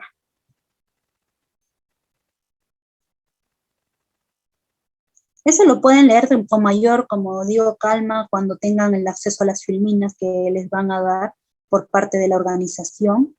Pero en sí, tal como van a poder ver dentro de estas filminas, primero el autor realiza lo que es la solicitud, luego se le da pase al Estado para que pueda pronunciarse sobre el aspecto, sobre todo sobre aspectos procesales, es decir, si es que no se han agotado todos los recursos internos dentro de la jurisdicción, si es que no se cumplen los presupuestos de ratio personal, ratio temporis, etcétera, ¿no? A la luz del Pacto Internacional de Derechos Civiles y Políticos, porque recordemos que ahí se trata de discriminación. La discriminación es competencia de ese tratado internacional. Se da pase a lo que es el Estado, posteriormente el autor puede hacer algunos comentarios a lo que menciona el Estado, y posteriormente a ello ya se hacen observaciones, se hace lo que es el dictamen respecto a lo que es la parte procedimental y la parte de fondo. Podemos seguir, por favor. No lo vamos a tocar de manera bastante puntual, porque todavía tenemos muchísimo que mencionar. Eso lo pueden leer con mayor calma cuando tengan acceso a las filminas. Y tenemos el derecho a la libertad. Con esto ya vamos concluyendo un poco, no sé cuánto tiempo vamos abordando, pero me parece que ya nos vamos a ir por las 2 horas, no estoy bastante clara en eso. Derecho a la libertad. El derecho a la libertad lo tenemos consagrado en el artículo 19, que entonces menciona que nadie puede ser molestado a causa de sus opiniones. Bueno, el derecho a la libertad, en lo que sí corresponde es que vienen a ser todo, se engloba todas las libertades que menciona el pacto, que puede mencionar la Constitución Política, la Convención Americana de Derechos Humanos, porque la libertad no se limita en libertad. Existe la libertad locomotora, la libertad de pensamiento, la libertad de opinión, libertad de expresión, y todos estos presupuestos lo que suponen es la voluntad de la persona de ejercer su libertad, su voluntad, ¿no? Su voluntad respecto a lo que desea materializar en el mundo real, ya sea moverse de un sitio a otro, ya sea opinar, ya sea recibir información respecto a alguna cuestión de la cual tenga interés, etcétera. Y para que sea libertad, justamente no tiene que ser coaccionada, tiene que ser, valiendo la redundancia, libre, sin ningún tipo de coacción, no tiene que ser forzada, ni tampoco limitada. Si es que es coaccionada, forzada o limitada, ya no estaríamos hablando de la libertad, de un derecho de la libertad como si, sino de una vejación al derecho a la libertad. Bueno, respecto a las preguntas que se nos han hecho en específico, ¿qué es el derecho a la libertad de expresión? ¿Qué es el derecho a la libertad de información? Vamos a encontrarlo específicamente en el artículo 19, ¿no? Que nadie podrá ser molestado a causa de sus opiniones, se tienen que respetar las opiniones de todas las personas, siempre y cuando no se cometan los delitos de difamación, de calumnia, etcétera, ¿no? O sea, una cosa son las opiniones y otra cosa es imputar cuestiones falsas a una persona, mucho más si es que se trata de una difusión en medios de comunicación, ¿no? Se tiene que ser bastante responsable respecto al ejercer el derecho a la libertad de expresión, ¿no? Porque no se limita solamente en las opiniones, sino también en el traslado de la información. Por eso es que los periodistas tienen tanto una protección especial, pero también una responsabilidad especial respecto a la libertad de expresión. Protección especial justamente porque al tener acceso a los medios de comunicación, se entiende de que de una u otra manera lo que se menciona, se traslada a la comunidad civil, pueden influir de una u otra manera en el pensamiento, ¿no? Por eso es que también tienen una protección especial. Por ejemplo, los estados, los detentadores de poder tienen que respetar la libertad de expresión de los periodistas. Toda persona tiene derecho a la libertad de expresión, tal como se mencionó. Este derecho comprende la libertad de buscar, recibir, difundir información e ideas de toda índole, sin consideración de fronteras, ya sea meramente por escrito o, bueno, tal como se menciona, ¿no? Tal como mencioné en el ejemplo anterior, la libertad de expresión no solamente se limita en lo que es dar las opiniones, sino también a obtener esa información. Es a raíz de la libertad de expresión que dan los medios de comunicación al momento de subir noticias y todo ello, que nosotros vamos a recibir información.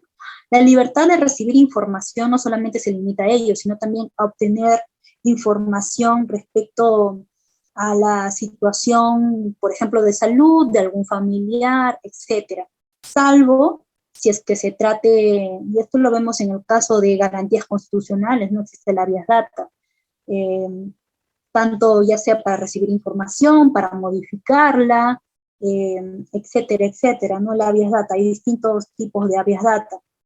Sin embargo, si es que esto vulnera lo que es la libertad, la intimidad de alguna persona, por ejemplo, en el caso de que alguna persona tenga SIDA, evidentemente no es una información de la cual todas las personas van a tener acceso. De repente la pareja de esta persona que tiene SIDA por cuestiones también de su salud, sí podría tener acceso, pero cualquier persona natural, por así decirlo, no podría tener acceso. Cuestiones de seguridad nacional, tampoco se puede tener acceso. Un ciudadano de a pie no podría tener acceso. O sea, hay excepciones, ¿no? Si bien es cierto, es un derecho que tiene que ser garantizado, hay excepciones que se tienen que cumplir, ¿no? Tanto en la libertad de expresión, tal como mencioné, ¿no? No se tiene que hacer un abuso de este derecho, menoscabando el honor de otras personas, realizando difamaciones o calumnias, y en el caso de la información, respetando la intimidad personal. La información también tiene que ser respetada incluso por los periodistas. Sucedía anteriormente, bueno, sucedía en antaño, ¿no? Por parte de periodistas de que para obtener información, por ejemplo, metían cámaras a los hoteles, lo cual evidentemente es un menoscabo a la intimidad personal, ¿no? Y haciendo un test de ponderación entre la libertad de información frente a la intimidad personal, evidentemente la intimidad personal tiene que ser protegida en este caso, ¿no? El ejercicio del derecho previsto en el párrafo 2 es articulado en, bueno, entraña deberes y responsabilidades especiales, tal como acabamos de mencionar. Por consiguiente, puede estar sujeto a restricciones, lo que acabamos de mencionar también, ¿no? Asegurar el respeto por los derechos o la reputación de los demás, el derecho al honor, la protección de la seguridad nacional, como acabamos de mencionar también anteriormente, el orden público, la salud o la moral pública. Esto también. Incluso el secreto profesional también podría estar encuadrado aquí, ¿no? Porque al momento de obtener información, uno de los, por ejemplo, los abogados que puedan tener información, alguna cuestión específica, o los curas que mediante las confesiones tienen información específica sobre algunas personas, también estaría contemplado dentro de eso, ¿no? El secreto profesional. No se podría, por ejemplo, a una persona que ha cometido un delito, que evidentemente por cuestiones profesionales y de defensa le ha confesado a su abogado que ha sido, que evidentemente es culpable de ese delito, que ha cometido el delito. Este abogado no podría, por cuestiones de secreto profesional, evidentemente, obviamente que a la justicia sí le interesaría saber, pero por cuestiones de secreto profesional no podría prácticamente inculpar a su cliente, ¿no? O brindar información a la otra parte, ¿no? Al abogado de la otra parte. Al abogado de la otra parte sería completamente antiético y también un menoscabo a lo que es el derecho a la información. Bueno, en sí la observación general número 34 de la CDH respecto a la libertad de opinión y libertad de expresión nos menciona de que hay una estrecha relación entre opinión y pensamiento, es decir, por decirlo bastante simple, ahí está el link, no lo he puesto porque me parece como que un poco quizás redundante de todo lo que hemos visto, pero lo que más se puede rescatar es la relación entre la opinión y el pensamiento, es decir, que una persona va a expresar, es decir, va a opinar en base a lo que puede pensar, y existe la libertad de pensamiento también, ¿no? Puede pensar respecto a la religión, respecto a opinión personal, respecto, valiendo la redundancia, a una persona, respecto a algún acontecimiento histórico, y es en base a ese pensamiento que va a emitir una opinión. la opinión sí es tutelada por el Estado, ¿no? No es lo mismo una opinión que una aseveración, como acabamos de mencionar anteriormente, ¿no? Decir una difamación o una calumnia. Una opinión sí se puede decir sin ningún problema, siempre y cuando no se incite al odio. Bueno, otra cuestión que también sería interesante de leer es la declaración del 6 de abril del 2018 del relator especial sobre la libertad de opinión y expresión, ¿no? Sobre los políticos catalanes detenidos. Tal como mencioné anteriormente, los estados tienen que proteger, que tutelar los derechos en cuanto a la libertad de expresión. La libertad de expresión no solamente en cuanto a los periodistas, sino a cualquier persona que exprese de manera libre su convicción política, siempre y cuando nuevamente se menciona no se incite al odio. Vamos a la siguiente, por favor.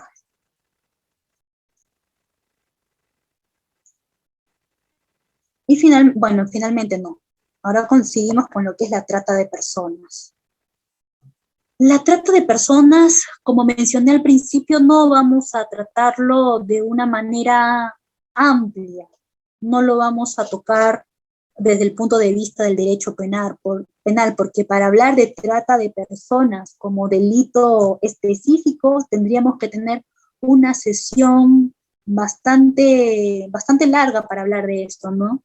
La trata de personas es uno de los delitos más delicados que existe dentro del mundo, no solamente dentro del Estado peruano, porque según la UNODC es un delito transnacional, es decir, aquel que sobrepasa fronteras. Es decir, este delito puede ser cometido al mismo tiempo en Perú, en Ecuador, en Colombia, por la misma red de tratantes, por así decirlo. No se limita con que netamente exista una red criminal dentro de Perú. Puede haber una red interconectada entre distintos países. Eso es lo que nos menciona la UNODC, y evidentemente es algo que sucede en la realidad, ¿no? Dentro del Perú, todos los supuestos del tipo penal, bueno, disculpen ahí la mala grafía, configuran autoría. ¿Qué quiere decir esto? Aquel que capta, aquel que traslada, aquel que transporta, aquel que recibe, aquel que explota, todos son, si es que vemos el tipo penal, claro está, si es que no lo han modificado, si es que vemos el tipo penal, evidentemente existe no una redacción, no existe una redacción de repente disjuntiva, conjuntiva, disculpen, sino disyuntiva. El que traslada o transporta o capta, etcétera, etcétera, todos vendrían a ser autores respecto a este delito, porque justamente la gravedad de este delito hace de que todos sean autores del delito de trata de personas, ¿no? Dentro del Estado peruano, dentro de otros estados puede ser quizás distinto, pero como se trata de un delito transnacional y es estudiado por la ONU dentro de sus comités como UNODC, el Comité de la ONU contra la droga, justamente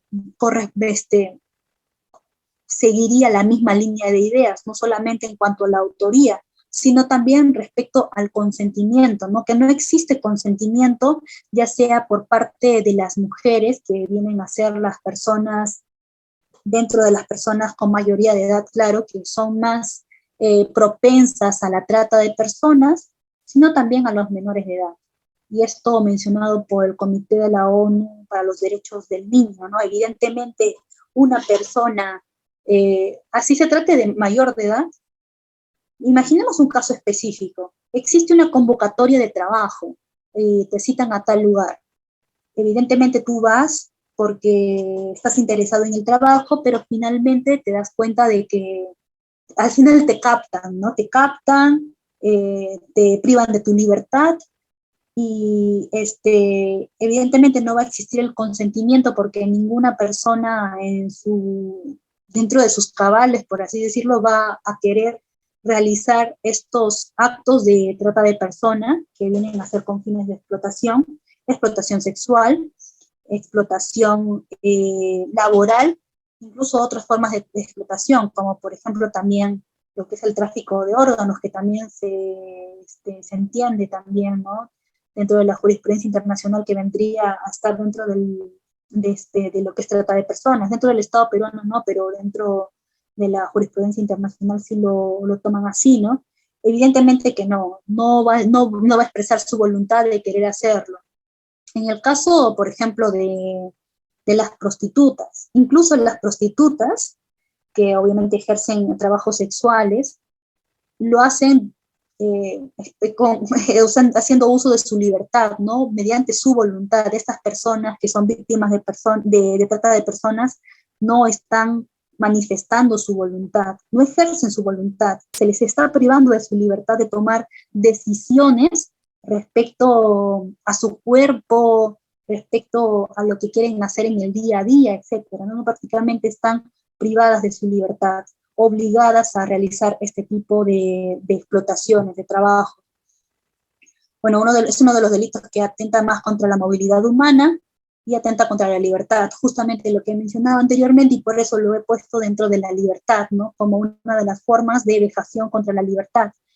La movilidad humana, como hemos mencionado con anterioridad, es aquello que dentro del derecho internacional vamos a conocer a todo lo que tiene que ver con la forma de expresión de la libertad de una persona, específicamente lo que podría ser la locomotora. La movilidad humana comprende, por ejemplo, el caso de los desplazados internos, migración, refugiados, desplazamientos forzados por motivos de pandemia, de conflictos armados internos, etcétera, ¿no? Y en este caso también la trata de personas, incluso el tráfico de migrantes también está comprendido dentro de la movilidad humana.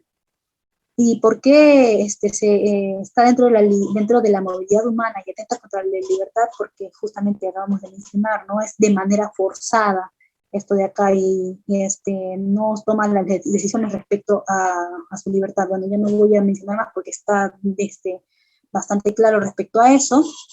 Tiene fines de explotación sexual, laboral, etcétera. Evidentemente que hay algunas excepciones, porque ahora vamos a hablar de la esclavitud. La esclavitud incluso se le conoce, o en algunas jurisprudencias no, opiniones de expertos, de relatores como de ACNUR, del Alto Comisionado para los Refugiados de la ONU, menciona que la esclavitud sería una de las formas de trata de personas de la actualidad, ¿no? Sin embargo, se mencionan algunas excepciones que vamos a ver de manera en adelante, ¿no? Como para poder explayarnos un poco más. ¿Alguna otra cuestión que podamos decir sobre esto? Porque como menciono, no vamos a explayarnos sobre trata de personas, es una cuestión que requiere una sesión específica, no existe el consentimiento, las mujeres y los niños son más afectados según UNODC, y bueno, en conflictos armados, tanto en tiempos de guerra como en tiempos de paz, puede darse lo que es la trata de personas. Y sí o sí tiene que ser con fines de explotación. Si no es con fines de explotación, es muy difícil que estemos hablando de trata de personas. Tiene que ser con fines de explotación sexual, laboral, etcétera, ¿no? Evidentemente que esta persona no va a recibir una remuneración. En el caso de las personas que son prostitutas, que deciden sobre la libertad sexual de realizar estos trabajos, inclusive sobre ello reciben una remuneración. En el caso de las personas con las trata de personas no reciben ningún tipo de remuneración, no son tratadas de una forma adecuada, ¿no? Hay un menoscabo a sus derechos, a la salud, no están muchas veces en situaciones adecuadas, en ambientes adecuados, son alejadas de sus familias, muchas veces no se da con su paradero, o incluso muchas veces cuando aparecen ya sin vida, ¿no? Es bastante triste el tema de la trata de personas. ¿Podemos continuar, por favor?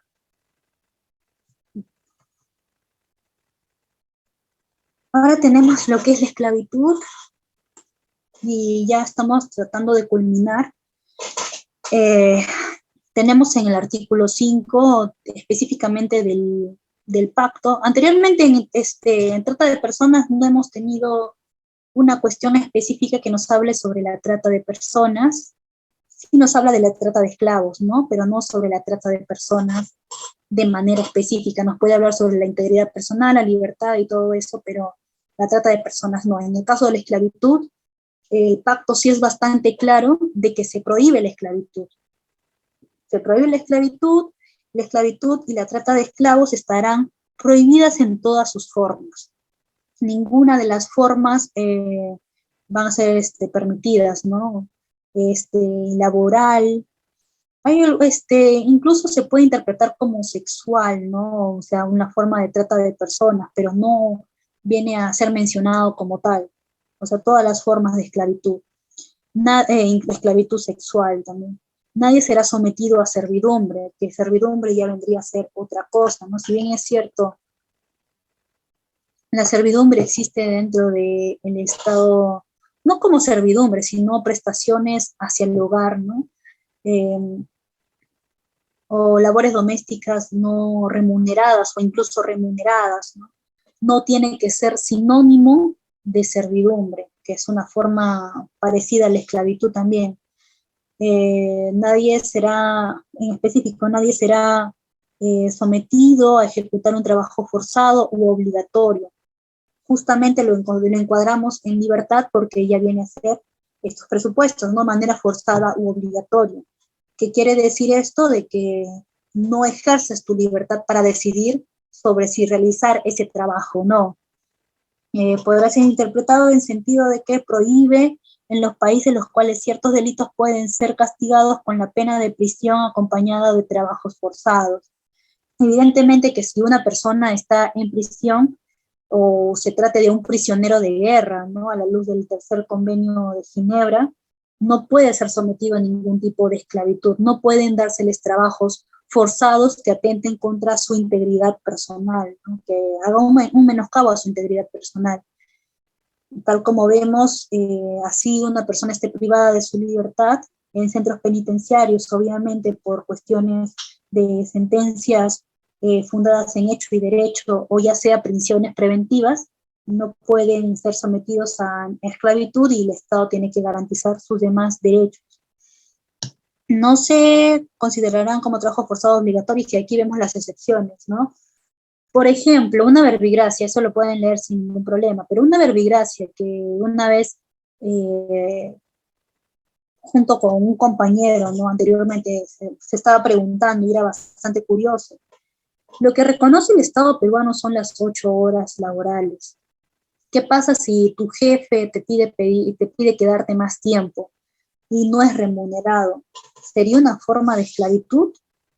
No sería esclavitud en principio, pero sí sería un menoscabo a lo que es obviamente el descanso laboral. Si no es remunerado, no podrías interponer tu acción ante un juzgado especializado en lo laboral, pero tanto como esclavitud, no, como sucede en el caso que me van a disculpar, ¿no? El Poder Judicial, la Fiscalía, por justamente la carga procesal que existe, pero hay veces que yo he trabajado anteriormente en la Fiscalía, que nos quedamos muchas más horas por cuestiones de que no acabamos con el trabajo, pero no por eso vamos a decir de que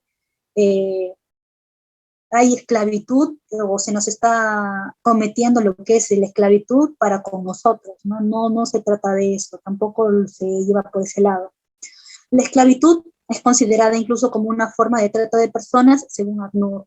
Ahí les he mencionado o les he puesto un link en el cual pueden entrar sin ningún problema, donde hacen un panorama mucho más amplio sobre la esclavitud, sobre las formas de esclavitud, cómo ha sido anteriormente, cómo se da hoy en día, y cómo es considerada como una forma de trata de personas también la esclavitud, ¿no? Y evidentemente que la esclavitud también tiene toda una connotación histórica. Anteriormente la esclavitud correspondía a motivos raciales, correspondía a motivos étnicos, por el color de la piel, específicamente las personas negras, o en el caso del virreinado, ¿no? Cuando existía lo que es el virreinato del Perú, se daban lo que eran las mitas, trabajos bastante forzados que correspondían a esclavitud y que incluso la forma de esclavitud era mucho mayor para con las personas negras, ¿no? Que por connotaciones históricas eran considerados esclavos simplemente por nacer así. Se cometió una vejación bastante grave a los derechos humanos de los indígenas en ese tiempo, ¿no? Corresponde a una connotación histórica bastante que no se tiene que dejar de lado, especialmente, bueno, que ya estamos en julio, ¿no? Tenemos que tenerlo en cuenta. Bueno, ya vamos a finalizar y vamos a responder las preguntas. Continuamos con la última diapositiva, por favor. Como ven, para hablar de cada cuestión específica es bastante amplio, ¿no? Estamos dando las cuestiones más quizás fundamentales para poder entender cada derecho, y espero de que con eso haya quedado claro. Debido proceso y detención arbitraria. Respecto al debido proceso y la detención arbitraria, si bien es cierto, dentro del pacto no vamos a encontrar al debido proceso como tal, sí lo vamos a encontrar en nuestra jurisdicción peruana, claro está, porque no solamente ha sido desarrollado por nuestro legislador, sino también por la doctrina de manera amplia. Sin embargo, lo encontramos como garantías judiciales, así como también lo encontramos en el artículo 8 de la Convención Americana sobre los Derechos Humanos, en este caso en el artículo 9, ¿no? Y que evidentemente se prohíbe lo que es la detención arbitraria, así como en la Declaración Universal de los Derechos Humanos. No puede ser privada ninguna persona de su libertad si es que no existe una sentencia fundada en hecho y derecho, o cómo se desarrolla también en la doctrina de distintos países y en la legislación de distintos países, si es que existe flagrancia delictiva. Si es que no existen estos presupuestos, no hay resolución judicial, no hay flagrancia delictiva, estaríamos hablando de una detención arbitraria. ¿Qué quiere decir esto? Que las autoridades hacen un ejercicio abusivo y privan a una persona de su libertad, sin ningún tipo de justificación legal. Nuevamente mencionamos específicamente prohibido por un juez o que exista flagrancia delictiva. Sería detención arbitraria y podría imponerse alguna medida, ¿no? Ir a algún juzgado, agotar todas las vías internas. Incluso el Estado peruano tiene casos de debido proceso respecto a la detención arbitraria ante la Corte Interamericana de Derechos Humanos. Sobre la prisión preventiva también, bueno, pero esto es otro tema aparte, ¿no? Sobre la detención arbitraria. ¿Qué es lo que nos dice el artículo 9? Todo individuo tiene el derecho a la libertad, a la seguridad personal, nadie puede estar sometido a una detención o prisión arbitraria, lo que acabamos de mencionar anteriormente, nadie podrá ser privado de su libertad, salvo en causas fijadas por ley. Toda persona detenida será informada. Esto es bastante importante también dentro del debido proceso o dentro de las garantías judiciales que se conocen. El derecho a la información, por qué se está siendo detenido, ¿no? Todo policía, por ejemplo, que te detiene, una detención, así no sea una detención preliminar o lo que fuere, o simplemente por parar tu carro, porque sucede en el caso de las policías que estás manejando y paran tu carro, tienen que explicarte por qué te están parando también. Tienes una multa, ¿por qué tienes la multa? Es deber de los representantes del Estado informar la situación de la detención, si no será algo arbitrario. Toda persona presa, bueno, acá están todas las garantías judiciales, ¿no?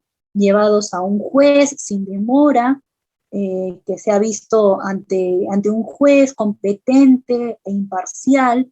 Derecho a la doble instancia también se hace alusión, por ejemplo, en el CDH existió el caso Cesario Gómez Vázquez respecto al derecho a la doble instancia, que también se ha visto en el Sistema Universal de los Derechos Humanos. Que haya sido legalmente presa tiene derecho a la reparación, a obtener la reparación, ¿no? Si es que esta persona ha sido detenida de manera arbitraria, obviamente no tiene que recibir algún tipo de reparación por parte del Estado. Reparación, al momento de hablar de reparación, desde el punto de vista de los derechos humanos, no estamos hablando necesariamente de reparación pecuniaria. Muchas veces dentro de la jurisdicción específica interna. Por ejemplo, la peruana la entendemos como reparación, como cuestiones económicas, ¿no? Desde el punto de vista del derecho civil. Sino una reparación desde el punto de vista del derecho, de los derechos humanos, sistema universal, sistema europeo, sistema interamericano, pueden ser unas disculpas públicas. Una forma de reparación puede ser investigar correctamente y que el que sea encontrado culpable sea sentenciado a pena privativa de la libertad, por ejemplo. Una forma de reparación es esa, en el caso de las víctimas, ¿no? Toda persona tiene libertad de ser tratada humanamente y con el respeto de libertad de su dignidad humana, ¿no? La dignidad humana está inherente dentro de todos los derechos. Los procesados serán separados de los condenados. Esto no se da mucho en la realidad, ¿no? Porque evidentemente las personas que están en prisión preventiva son aquellas personas que todavía están siendo procesadas, pero en un penal, tanto las personas que están cumpliendo prisión preventiva como las que ya son condenadas con una sentencia firme, están dentro del mismo espacio, dentro del mismo pabellón, lo que evidentemente atenta contra su dignidad humana, porque prácticamente, ¿qué es lo que el clamor popular nos menciona? Es decir, que está en la cárcel ya es porque ha cometido algún delito, lo cual no debería ser así, ¿no? O sea, si bien es cierto, el pacto es bastante claro en eso, y de repente al ciudadano de a pie no le puede parecer importante este tipo de diferenciación a fines de los derechos humanos y a todas las personas que están acá conectadas, que evidentemente son operadores de justicia, estudiantes de derecho, etcétera. Se tiene que saber que a fines de la dignidad humana, claro que sí importan, ¿no? Separar a los procesados de aquellas personas que ya están sentenciadas. Los menores procesados estarán separados de los adultos, bueno, eso de ahí sí se da. El régimen penitenciario, bueno, eso de ahí se puede leer sin ningún problema, ¿no?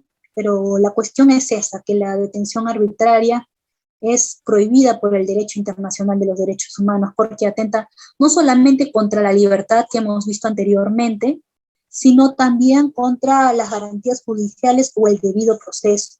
Porque evidentemente detener a una persona de manera arbitraria sin informársele por qué está siendo detenida, sin que exista una resolución judicial, sin que exista alguna flagrancia delictiva, obviamente que es un menoscabo al debido proceso y a sus garantías judiciales.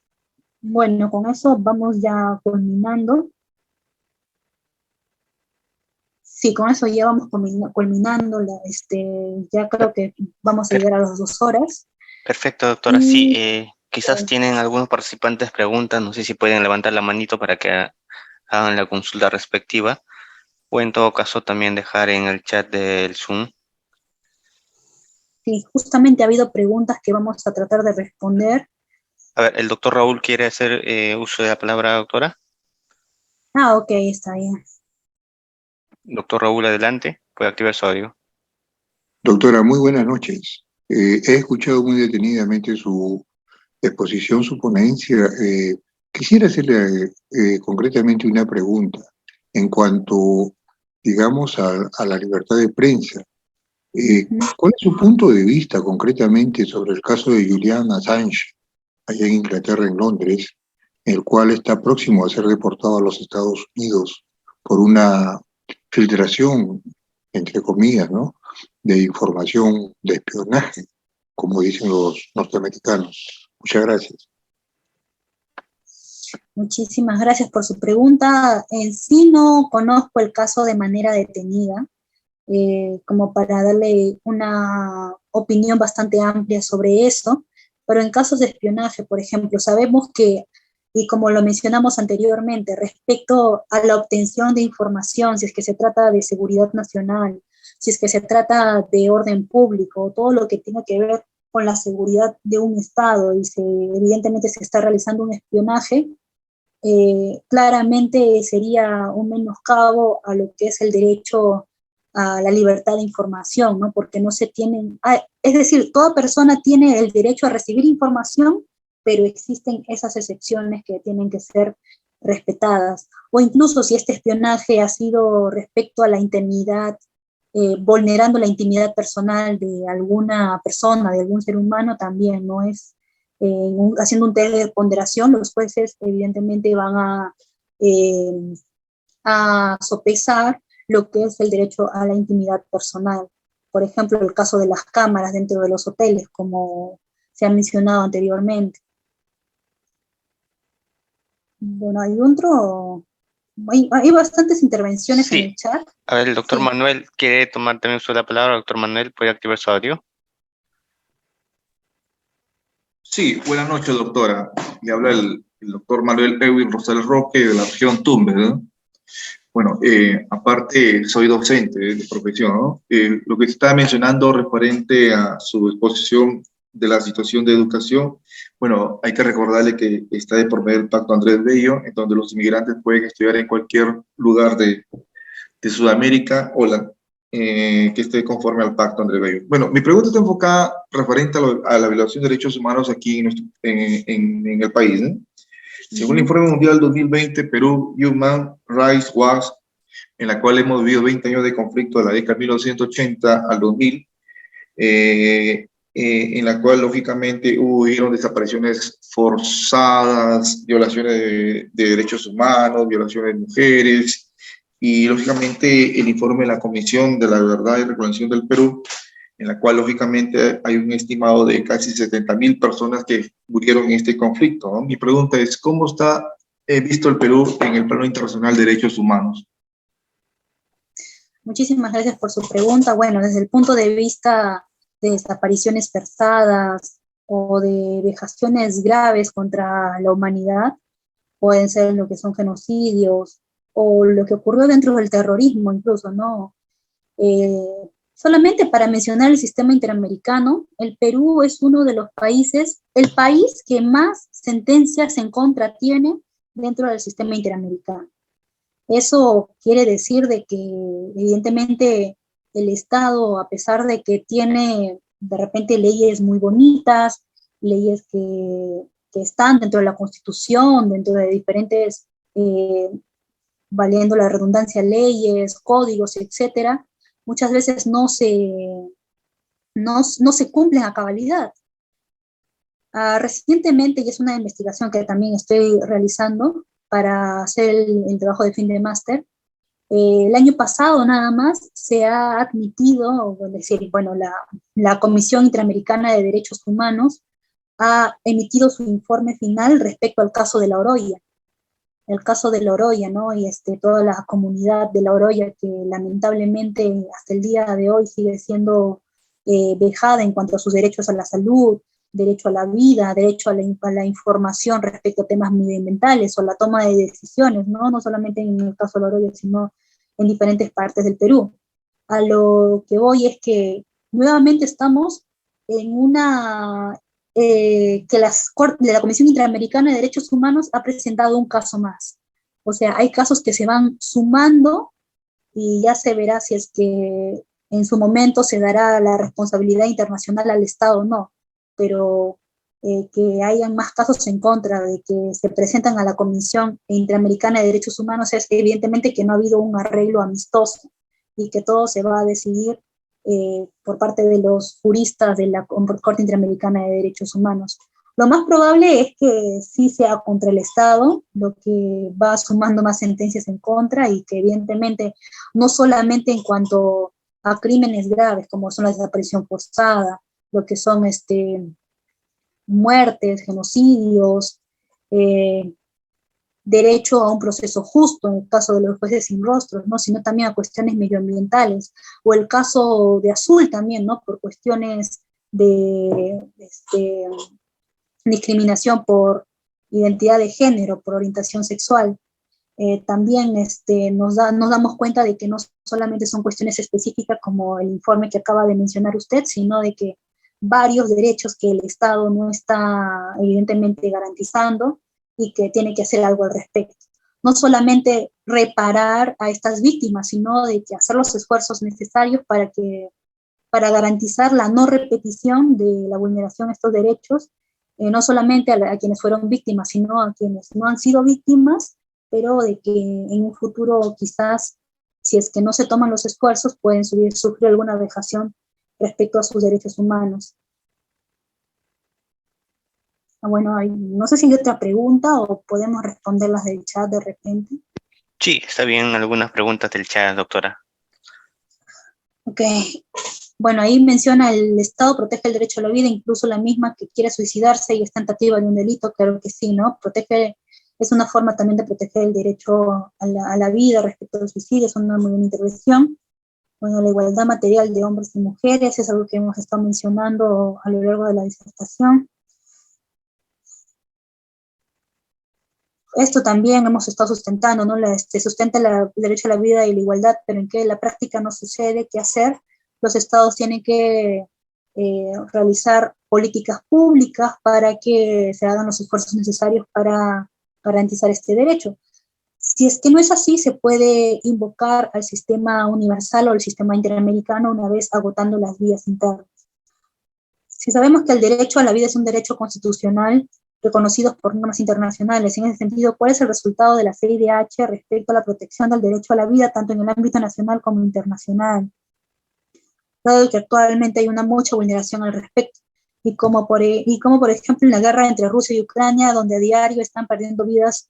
Este es un caso bastante interesante, el caso de Rusia y Ucrania, o incluso lo que se menciona, ¿no? de la CIDH. Bueno, la CIDH lo que hace, si bien es cierto, las resoluciones que emite o los informes que emite vienen a ser en la misma línea de ideas del sistema universal, no emite recomendaciones que en principio no son just cogens, pero si es que este caso pasa ante la Corte Interamericana de Derechos Humanos, todas las recomendaciones que mencionó la CIDH o las observaciones que mencionó la CIDH y no han sido absueltas por el Estado peruano en este caso, pueden evidentemente devenir en una responsabilidad internacional de los estados por hechos internacionalmente ilícitos en materia de derechos humanos.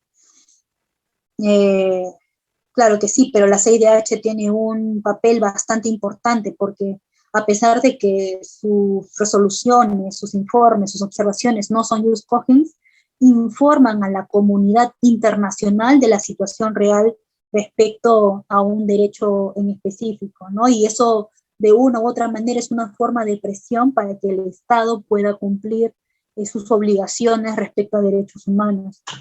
Y respecto al caso de Rusia y Ucrania, por ejemplo, ¿qué es lo que se puede hacer al respecto? Ahí lo que tenemos y lo que se ha hecho en realidad es usar o acudir a Consejo de Seguridad en una sesión extraordinaria y de emergencia. Evidentemente, como Rusia es uno de los países miembros permanentes que tiene derecho a veto, toda resolución que salga y que sea en contra de Rusia, Rusia lo va a vetar y no va a salir ninguna resolución. Por ese lado, aunque tenemos un mecanismo quizás que puede parecer el más adecuado, justamente por el derecho a veto no se puede utilizar o materializar como en la realidad de manera efectiva.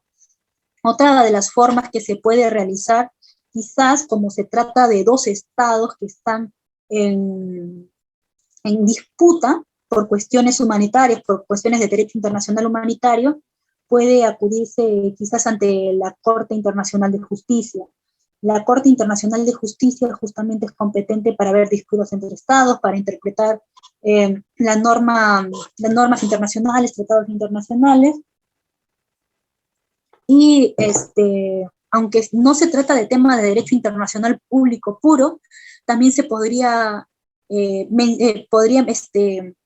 explayarse o fundamentar respecto a derecho internacional humanitario, como lo hizo en el caso de Reino Unido contra las Islas Marshall, ¿no? Por cuestiones de ataques de bombas, ¿no? Puede hacerlo sin ningún problema.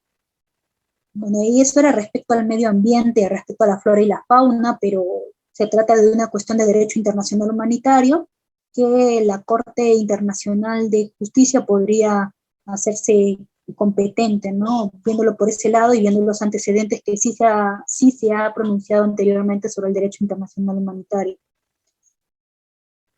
Bueno, ahí están los audios extraídos.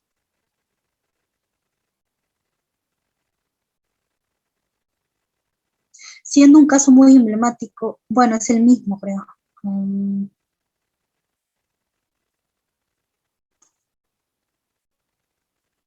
Sí, me van a disculpar que he estado hablando de repente yo sola, pero como que quería avanzar un poco rápido. Son bastantes derechos los que hemos tocado el día de hoy.